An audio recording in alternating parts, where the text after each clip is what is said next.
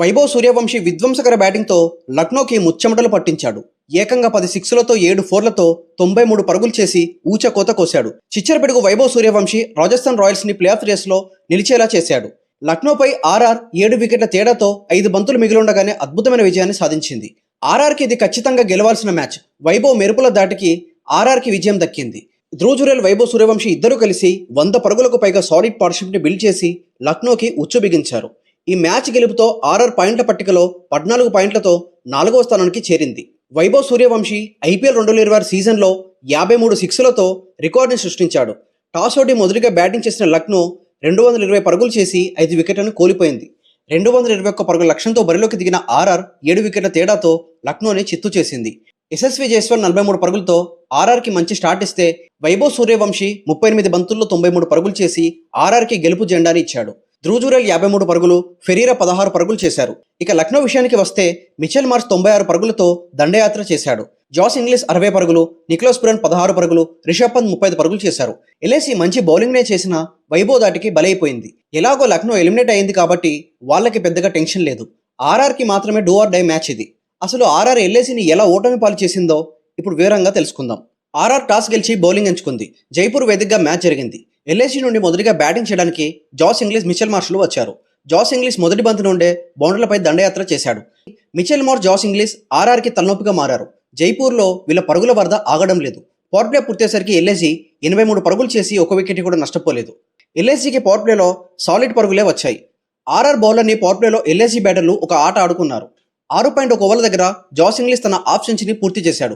23 బంతుల్లో 53 పరుగులు చేశాడు. 8.2 ఓవర్ల దగ్గర జాస్ ఇంగ్లీష్ వికెట్ ఆర్ఆర్కి దొరికింది. 60 పరుగులు చేసి యశ్రాజ్ బౌలింగ్లో క్లీన్ బౌల్డ్ అయ్యాడు. దీంతో ఆర్ఆర్కి మొదటి బ్రేక్ త్రూ దొరికింది. తర్వాత బ్యాటింగ్కి వచ్చాడు నికోలస్ పురాన్. 10.2 ఓవర్ల దగ్గర మిచెల్ మార్ష్ తన హాఫ్ సెంచరీని పూర్తి చేశాడు. 25 బంతుల్లో 53 పరుగులు చేశాడు. 12.2 ఓవర్ల దగ్గర నికోలస్ పురాన్ యశ్రాజ్ బౌలింగ్లో ఫెరీరా పట్టిన క్యాచ్తో అవుట్ అయ్యాడు. తర్వాత బ్యాటింగ్కి వచ్చిన రిషబ్ పంత్ 35 పరుగులు చేసి 19.1 ఓవర్ల దగ్గర రన్అట్ అయ్యాడు. తర్వాత బ్యాటింగ్కి వచ్చాడు సమద్. 19.5 ఓవర్ల దగ్గర మిచెల్ మార్ష్ 96 పరుగుల దగ్గర రన్అట్ అయ్యాడు. తర్వాత బ్యాటింగ్కి వచ్చిన బడోని రాగానే ఆర్చర్ బౌలింగ్లో క్లీన్ బౌల్డ్ అయ్యాడు. 20 ఓవర్లు పూర్తయ్యేసరికి ఎల్ఏసీ 220 పరుగులు చేసి 5 వికెట్లని కోల్పోయారు. 221 పరుగుల లక్ష్యాన్ని ఆర్ఆర్కి ఇచ్చారు లక్నో. ఆర్ఆర్ నుండి మొదటిగా బ్యాటింగ్ చేయడానికి వైభవ్ సూర్యవంశీ, యశస్వి జైస్వాల్ వచ్చారు. యశస్వి జైస్వాల్ 4తో తన బౌండర్ల ఖాతాన్ని మొదలుపెట్టి వరుసగా 4లతో దంచి కొట్టాడు. వైభవ్ సూర్యవంశీ మొదటిసారి పవర్ ప్లేలో ఆచితూచి ఆడాడు. పవర్ ప్లే పూర్తయ్యేసరికి ఆర్ఆర్ 71 పరుగులు చేసి 1 వికెట్ని కూడా నష్టపోలేదు. ఆర్ఆర్కి పవర్ ప్లేలో మంచి స్టార్టే వచ్చింది. 6.3 ఓవర్ల దగ్గర యశస్వి జైస్వాల్ వికెట్ని సాధించాడు ఆకాష్. 23 బంతుల్లో 43 పరుగులు చేసి జైస్వాల్ వెనుదిరిగాడు. దీంతో ఎల్ఏసీకి మొదటి బ్రేక్ త్రూ దొరికింది. తర్వాత బ్యాటింగ్కి వచ్చాడు ధ్రువ్ జురేల్. వైభవ్ సూర్యవంశీ 6లతో విధ్వంసం చేశాడు. 9.2 ఓవర్ల దగ్గర వైభవ్ తన హాఫ్ సెంచరీని పూర్తి చేశాడు. 14 ఓవర్ చివరి బంతికి వైభవ్ సూర్యవంశీ వికెట్ ఎల్ఏసీకి దొరికింది.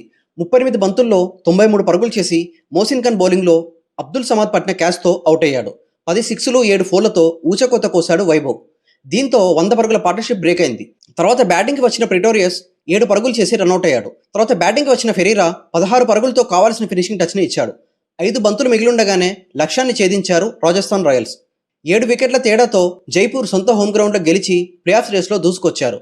ఆర్ఆర్కి ఇంకో మ్యాచ్ మిగిలింది. అది గెలిస్తే ప్లే ఆఫ్స్లో 16 పాయింట్లతో బెర్త్ కన్ఫర్మ్ చేసుకుంటారు.